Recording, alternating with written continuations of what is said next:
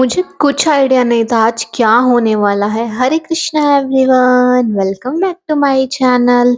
आज सुबह सुबह मैं कॉलेज के काम से बाहर गई हुई थी।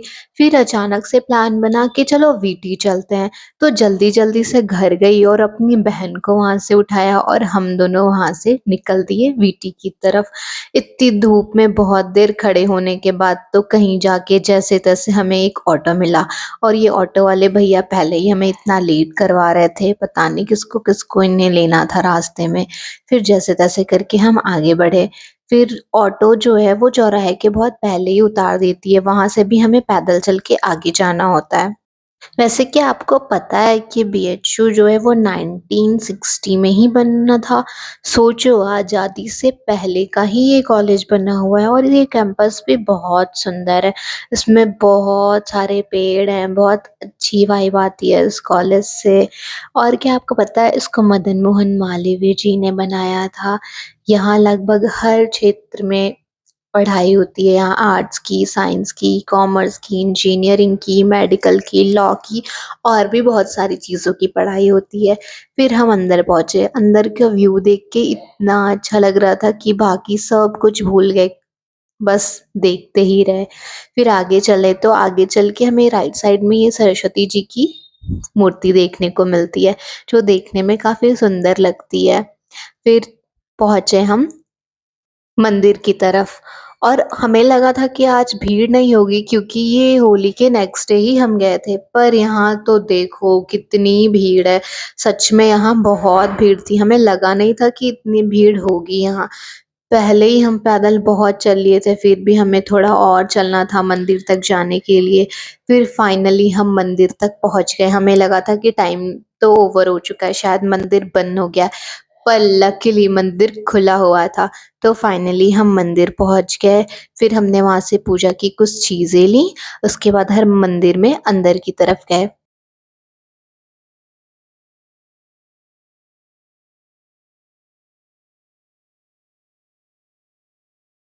और मैं यहाँ अपनी बहन को बोल रही थी कि जल्दी चलो वरना मंदिर बंद हो जाएगा। तो हम से तैसे करके हम जल्दी जल्दी मंदिर की तरफ अंदर जा रहे थे। और मुझे लग रहा था कि पता नहीं कहीं अंदर जाते जाते मंदिर ना बंद हो जाए, पर फिर पता चला कि नहीं, मंदिर अभी बंद नहीं होगा, खुला रहेगा।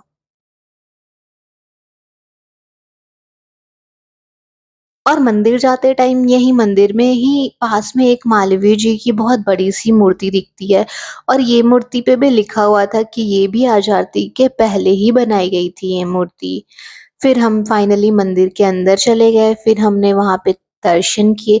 बहुत अच्छे दर्शन हुए थे। फाइनली ये लगा कि हाँ चलो अब सुकून मिल रहा है, क्योंकि इतने भीड़ इतने धूप में सब कुछ के बाद जब अच्छे से दर्शन हो गया ना, तो लगा कि चलो दिन बन गया आज का। और अंदर ना धूप का बिल्कुल ही पता ही नहीं चलता, बहुत ठंडा होता है अंदर। अंदर बहुत बड़ा सा हॉल है जिसमें बहुत सारे सफेद पत्थरों से काम किया हुआ है। अंदर इतनी सारे छोटे छोटे खिड़की की तरह चीजें बनी हुई है ना कि उसमें से हवा आती है अच्छी सी। बहुत ठंडी सी हवा चल रही थी। फिर हमने दर्शन किए।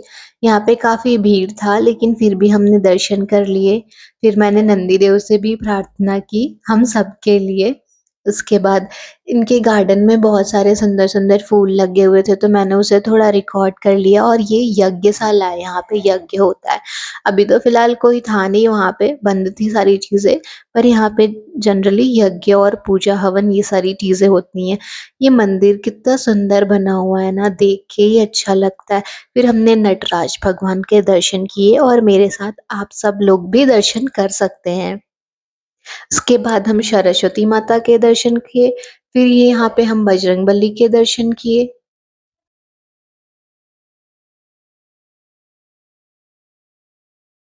फिर हम चले गए फर्स्ट फ्लोर पे, क्योंकि वहां पे भी बहुत सारे छोटे छोटे से मंदिर बने हुए हैं।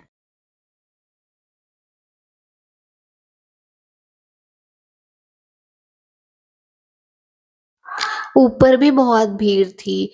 फिर हम गए अंदर की तरफ। यहाँ ये देख के कितना अच्छा व्यू आता है ना, किसी पैलेस की तरह लगता है ना देख के थोड़ा थोड़ा। और यहाँ पे महादेव की जो मूर्ति है ना, वो तो ऐसा लगता है कि यहाँ पे वो मेडिटेशन कर रहे हैं बैठ के। सच में बहुत शांति और बहुत अच्छी वाइब देती है। और ये लक्ष्मी नारायण जी के मंदिर आप सब भी दर्शन कर सकते हो। और दीवारों पे इतनी अच्छी-अच्छी चीज़ें लिखी हुई थी ना, जिनको पढ़ के बहुत अच्छा फ़ील हो रहा था कि रामकृष्ण परमहंस जी द्वारा लिखे गए हैं कुछ चीज़ें यहाँ पे। ऐसे ही बुद्ध भगवान और बहुत सारे लोगों ने अपनी-अपनी थॉट्स को यहाँ पे बताया है, जिनको पत्थरों में लिखा गया है। यहाँ पे संध्या प्रार्थना भी लिखी हुई है। और ये शायद केरला या तमिलनाडु के लोग हैं जो रेस्ट कर रहे थे यहाँ पे। और इस दीवार पे ना पूरा भागवत गीता का श्लोक लिखा हुआ था, छोटा-छोटा सा, जिसको थोड़ी देर खड़े होके मैंने पढ़ा था, उसके बाद हम आगे चले गए थे।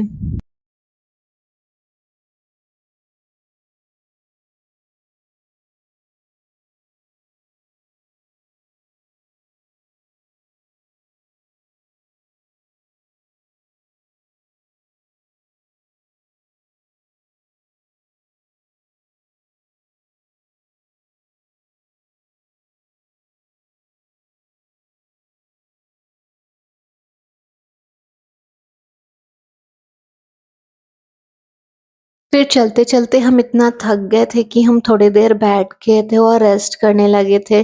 और यहाँ पे हम वो किसी चीज़ पे हँसी आ रही थी, तो हमने थोड़ा हँस लिया और वहाँ बैठे। फिर हमें भूख भी लग गई थी, तो सोचा अभी नीचे बाहर चलेंगे और कुछ खा लेंगे। फिर यहाँ पे मैं बाहर थोड़ा-सा ऐसे घूम रही थी गोल-गोल सा, पता नहीं क्या कर रही थी मैं, मुझे तो समझ नहीं आ रहा मैं यहाँ पे कर क्या रही थी और करना क्या चाह रही थी।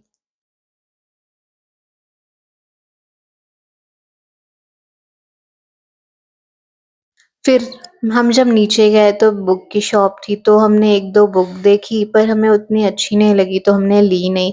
फिर थोड़ी-सी फ़ोटो शूट करवाई, थोड़ी वीडियो बनवाई। और वीडियो इसलिए बनवाई थी कि ये जो रेड-रेड से पत्ते वाले फूल क्या बोलते हैं ना, ये जो है ना वो देखने में बहुत अच्छे दिखते हैं इसलिए। और यहाँ पे बहुत सारे लोग फ़ोटोज़ ले रहे थे, तो मैंने सोचा मैं अभी ले लेती हूँ, फिर मैंने भी फ़ोटोज़ ले ली वहाँ पे। फिर ये और मेरी बहन हम दोनों मिलके थोड़ा ऐसे ही मुँह बना रहे थे, पता नहीं किस बात के लिए। फिर हमने कॉफ़ी पी। और यहाँ की कॉफ़ी बहुत टेस्टी होती है, अच्छा होता है। और हम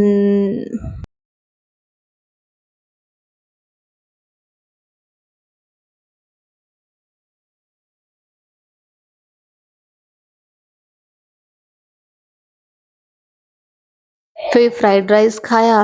पता नहीं घूम-घूम के इतना पेट भर गया था कि कुछ खाने का मन ही नहीं किया। फिर हमने 1-2 झुमके देखे थे, पर अच्छे नहीं लगे इसलिए हमने लिए नहीं थे। शायद मेरी बहन ने 1-2 लिए हों। फिर यहाँ पे एक छोटे से कान्हा जी थे, जिनको देख के बहुत अच्छा लग रहा था, इतनी क्यूट लग रहे थे ये पिंक कलर की पगड़ी और धोती और ये सब कुछ पहन के बहुत सुंदर लग रहे थे। और लास्ट में ये देखो, मेरे कॉलेज के कुछ दोस्त मिल गए थे। ये अचानक मिले थे, ऐसा नहीं था कि हमने प्लानिंग करके यहाँ पे हम सब मिले हों। ये बस ऐसे ही रैंडमली मिल गए हमें यहाँ। पर इनसे मिलके भी बहुत अच्छा लगा, काफ़ी टाइम बाद हम लोग मिले। और होली का सीज़न चल रहा था, तो ऐसा हो सकता है कि कॉलेज के दोस्त मिले और वो लोग ये सारी चीज़ें ना करें। तो बस ऐसा ही है आज का दिन।